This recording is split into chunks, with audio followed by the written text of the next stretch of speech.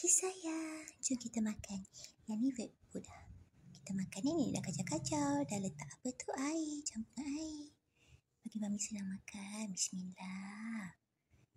Makan breadnya. Lately ni kena makan bread dah sekarang ni. Makan sayang, pelan-pelan. Handphone nenek ni sebenarnya dia punya tu dah rosak dah. Ni pun nenek dap. Kena record balik suara. Tak dapat dengar. Yang tu lah. Dia sibuk nak keluar si tua tu.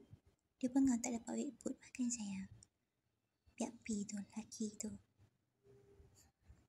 Tak dengar bunyi cucap dia makan tu. Habis licin dah. Nenek letak sikit je sebab takut kan dah pukul berapa, dah malam kan. Habis makan ni. Kesian dia lapar. Balik vet tu, tak tahulah agaknya doktor tak bagi makan ke apa ni masa x-ray tu.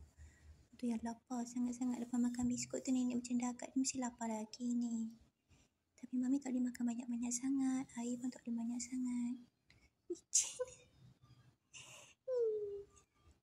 Nanti nenek buat lagi sikit, sian dia. Perlukan air yang banyak. Nak minum susah.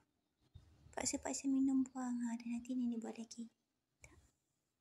Bersihkan mulut tu, tengok gigi tu. Padahal tak ada apa-apa pun.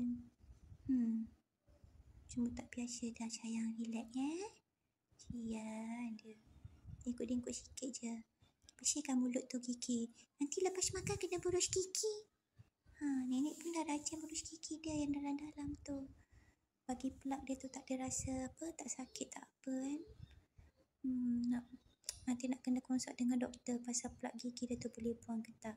Dah tua dah ni. Mami rehat, Mami rehat.